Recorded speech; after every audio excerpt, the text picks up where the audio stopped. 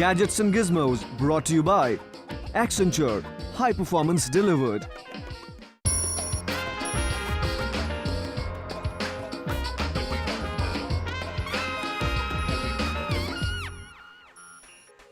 Welcome back, you're watching the Gadgets and Gizmos show with me, Siddhartha Sharma. Now, cameras on smartphones are getting better and better. And now they flip as well. Wondering what I'm talking about?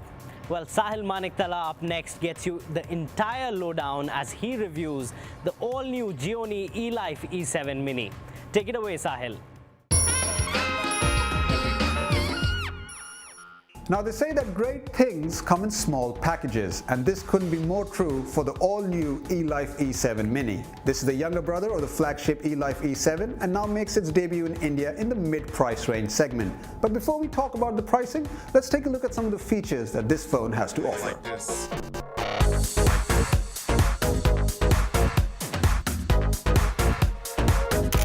Yes, we all know that the Elife E7 is a pretty awesome smartphone, and now Gionee has come out with its miniature version.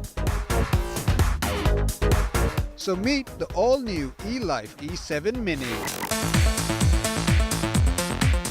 Gionee has gone for a unibody design with the E7 Mini, and as a result the handset stands out with a clean, polished look. In terms of form factor, it is made out of plastic but does not feel cheap, is smooth, slick and comes pretty light in weight. The back of the phone is somewhat glossy, but unlike the Elife E7, the Mini is less affected by fingerprint smudges. The sides of the phone have dual SIM slots, power button and a volume rocker, whereas the lower panel has a micro USB port and a 3.5mm audio jack. The E7 Mini also comes in a range of vibrant colors just like its elder brother, the E7.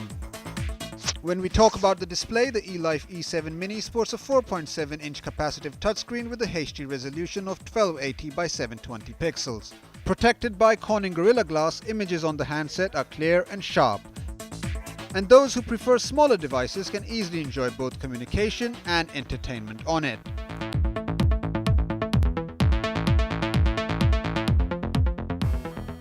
The phone is definitely a powerhouse when it comes to the processor.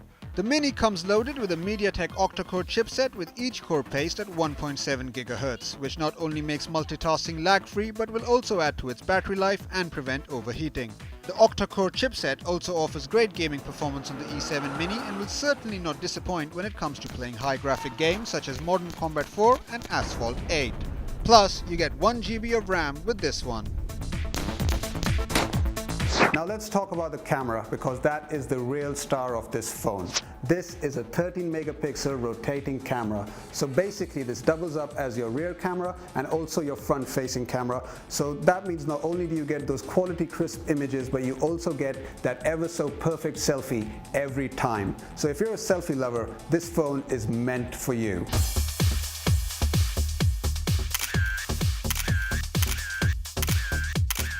Now we've seen such camera rotating technology on the Oppo N1, but apart from the Oppo N1, not many phones have adopted this slick rotating camera feature. So this is a very big win for Gionee indeed.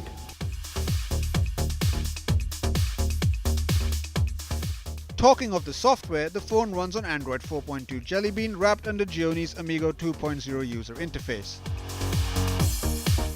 The internal memory is 16 GB and there's no micro SD slot, so 16 GB is all you get. The E7 Mini, unlike the flagship E7, is dual SIM enabled and packs in 3G connectivity as well. The whole package is powered by a 2100 mAh battery and will give you about 10 hours of talk time. Now my only real issue with this phone is the missing micro SD slot, because it's a bit off-putting to know that you won't get that extra storage space. But that being said, this is somewhat of a negligible issue considering what the phone is offering. For a price tag of $18,500, you're getting a great compact design, good processing power, and of course an outstanding camera. So for me personally, Gionee's knocked this one out of the park.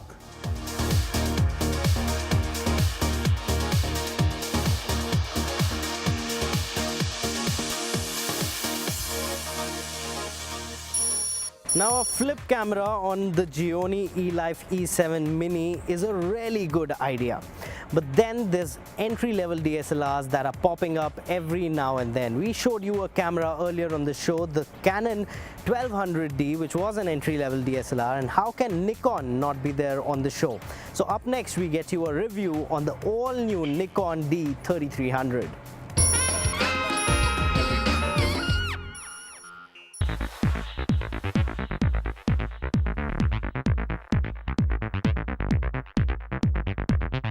The entry-level DSLR war is heating up as both Canon and Nikon are upping the ante. Nikon recently came out with the all-new Nikon D3300, which is an upgrade to the Nikon D3200.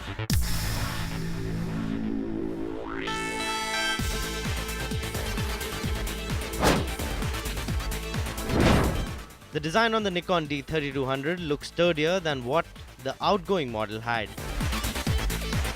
It's light and more plastic has been thrown into this one, and it now has a deep and comfortable grip.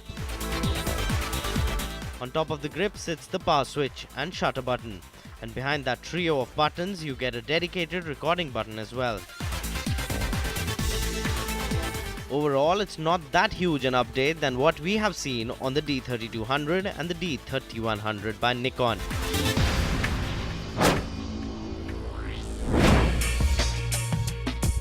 Nikon D3200 has a 24.2 megapixel APS-C size CMOS sensor with XP4 image processor that delivers right on the money. Considering that it is still an entry-level DSLR, the image results come out really crisp and sharp every time you release the shutter button. The camera though is not that fast when it comes to clicking images, especially if you are trying to click it in a live view mode. The 24 megapixel anti-aliasing filter-free sensor flares well than any other entry-level DSLR seen in the modern day and age. You also get higher resolution images at a lower price. So that is a win-win. There is though a lack of an optical low-pass filter. The D3300 retains the same 11-point autofocus system of its predecessor. The D3300 tests faster than the 3200 and many of its competitors, but it still feels pretty slow to shoot with, as it takes about half a second to power on. The live view performance is, let's just put it mildly, not that great, taking almost 2 seconds to focus and shoot because of low autofocus, slow mirror movement, and 2 consecutive JPEG shots taken in 3.7 seconds. The 3-inch 921K.TFT LCD screen is bright and clear as well. A programmable function button helps you to control the image quality, ISO sensitivity, white balance, or active delighting menus.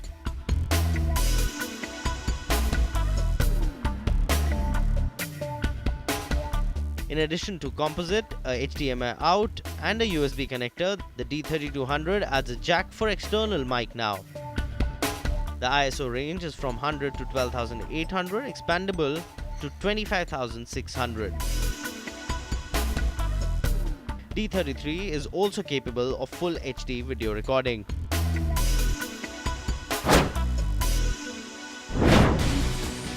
The kit lens that is provided with the Nikon D3300 is an 1855mm standard kit lens, with the difference being that this is a lock-enabled lens.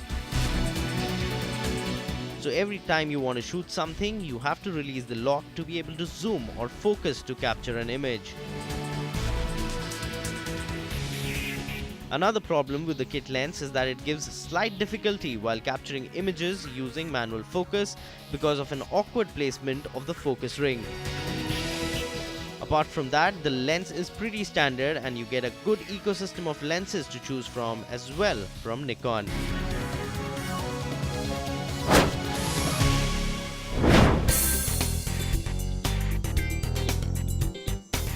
with a price tag of Rs 37,950 with a standard 1855mm kit lens.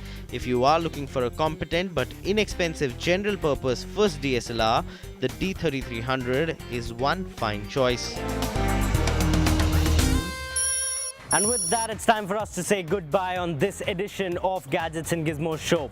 If you have any comments, suggestions or queries, tweet us at HLT Gizmos. You can also email us on htgg@aajtak.com.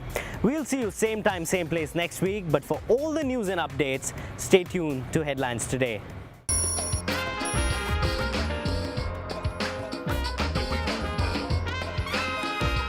Gadgets and Gizmos brought to you by Accenture. High performance delivered.